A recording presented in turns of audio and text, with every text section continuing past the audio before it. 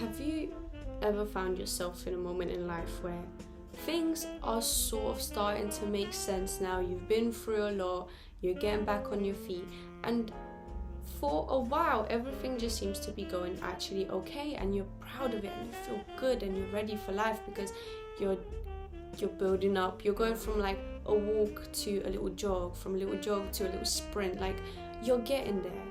And then you open up social media and you see someone that's at the same stage in their life, doing so much better than you're doing. Yeah, me too. So let's talk about that today.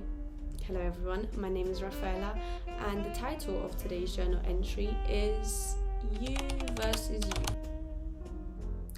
And the topic of discussion will be how comparison is the killer of joy, quite literally. I think that the habit of constantly comparing ourselves to someone else, even when we don't verbally communicate with other people that we do it, is way more common than we would like to think. And whether it's done subconsciously or consciously, it's still done, whether we admit it or not. However, I want to talk about the side of comparison that many people avoid or they don't really talk about enough. I think that in a very clear and simple way, comparison is the fastest way to drain happiness from your life, because it takes the moment that you feel so good about and it turns it into doubt. It takes the progress that you have made in your life that you feel so proud of, and it makes you feel shame for it because it's less than someone else, and like as though it's not good enough, or it's not worthy enough. It's not worthy enough for you to feel proud of your progress because, well, someone else, look at them. They have more, they do better. And I don't think that the strange part is that we don't notice it, that we don't notice it when we compare. I think that the strange part is that we hide it. We tiptoe around it. Like, example, a friend of yours could post something on social media. They have grown, they have had an achievement in their life, they feel some sort of way about what's going on in their life. They must be very proud, very happy, whatever. They go to social media and post it. Why? Because that's what we do on social media. We post what we want everyone to see. Most times is the good things, the achievements, the brand new car, the brand new house, the baby on the way, the baby being born, the engagement, the wedding, the whatever. We share that with the world because it's something that we want the world to see. It's like, look at me, I have this thing, and that's absolutely fine. But let's say your friend posts that. Of course, the first thing you're gonna do is like, comment, oh my god, so happy, congratulations. Maybe even pull them to the side and have a separate conversation about that single moment. And yes, you will feel happy for them, but also for a moment subconsciously, and you will have a moment in which you will think, I wish I could have done that, I wish I had that, I wish that happened to me, I wish, whatever. And when it's subconscious, you will not notice it right away unless you really truly pay attention to your feelings and you go back to reflect why those feelings are coming up, why those triggers are happening for you. And then most importantly, that you admit certain things to yourself that then allows you to discover things further in your subconscious. And I think that when you realize it and you're honest enough to admit that you are happy for them, yes, because they are your friend, but you would also like it for yourself, you're almost coming like to these two things, you're coming to a crossroad, And there's two paths that you can then go down on. One is envy and then one is inspiration. So it's like, which one do you go? Do you envy those people for having what they have, or do you get inspired and go and get it for yourself? And I think that most times is really hard to put action behind choosing the inspired route, because there's certain things in our lives, like certain circumstances in our lives, which hold us back in a way. And I think that is why it's so much more easier to go on the envy and jealous route. Is like a little bit more instant, whether we want to or not. And I think like only a few people will choose that route of inspiration. I think to remember is that not everyone has been dealt the same cards. And again, if you're at a point at your life where you look at the achievements of other people and you feel envy towards those people or jealousy, then you already know that life is not fair, because you will feel that. It's like, how come they get all these things and I don't? And that's because you guys haven't started from the same point. You're at different, you may be in terms of present moment at the same point, but you both started at different points, you know? Does that make sense? And when you're comparing your reality, or when you're judging your reality against someone else's best moments, their greatest moments, that's not a fair fight. When comparison slips in, it quietly reshapes the way that we see our own lives, because it takes moments that should feel fulfilling and that should make you happy, and it turns them into moments of doubt and moments of questioning.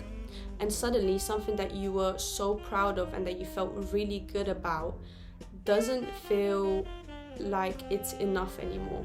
Not because it changed, but because you saw someone else's version of better. And that's the most damning part about it. That comparison doesn't just make you want more, it steals the joy from what you already have. And it almost creates like this invisible gap between where you are and where you think you should be.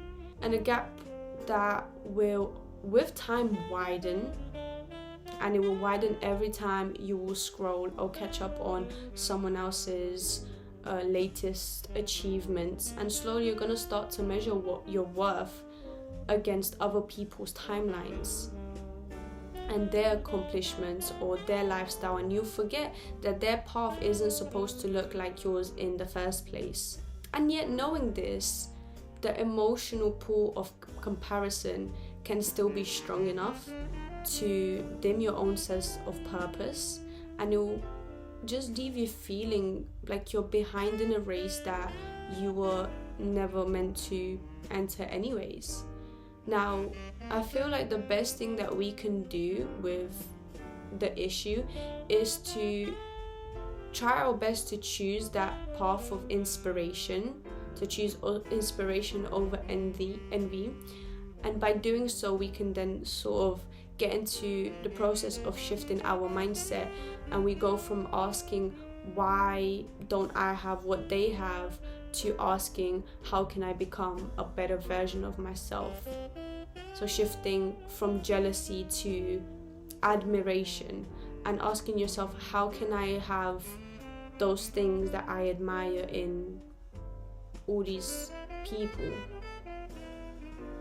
How can I have that for myself? And I think that slowly answers will begin to appear, which will give you the chance to put action behind your desires. And that's when everything will sort of begin to shift for you, because instead of letting comparison drain you, you can let it guide you towards who you want to become. And that mindset will of course change everything for you. I feel like if I was to give any tips, my biggest tip would be to limit comparison triggers. If it's on social media and it's certain accounts, mute those accounts, unfollow those accounts, block their stories or block their posts. Don't tune in by putting up notifications when they post so that you keep up with every single step that they make, and instead track your own progress instead of watching other people, quite honestly. And celebrate your wins. Celebrate the tiniest of wins for yourself, because that will help you to build confidence faster than waiting for big achievements to come around so that you can feel confident. Does that make sense? Start with the baby steps instead of waiting for the big explosion of things. And I think that doing these things will get you in the habit of helping you develop almost a tunnel vision for your own path. And instead of scrolling on social media, comparing yourself to other people, you use that time to perfect the craft, to improve your life, or to become a better version of yourself. And over time, you're gonna get into the process of seeing progress and inspire others to also do the same. When you start shifting your focus back on your own path and your own path only, you begin to realize something very powerful, which is that joy isn't found by constantly checking where everyone else is in life. It's found by recognizing where you are and sitting in the present moment with that. You begin to see your progress for what it is, not for how it compares to other people. And again, those small wins will slowly start feeling a lot bigger, and the quiet moments will start feeling fuller.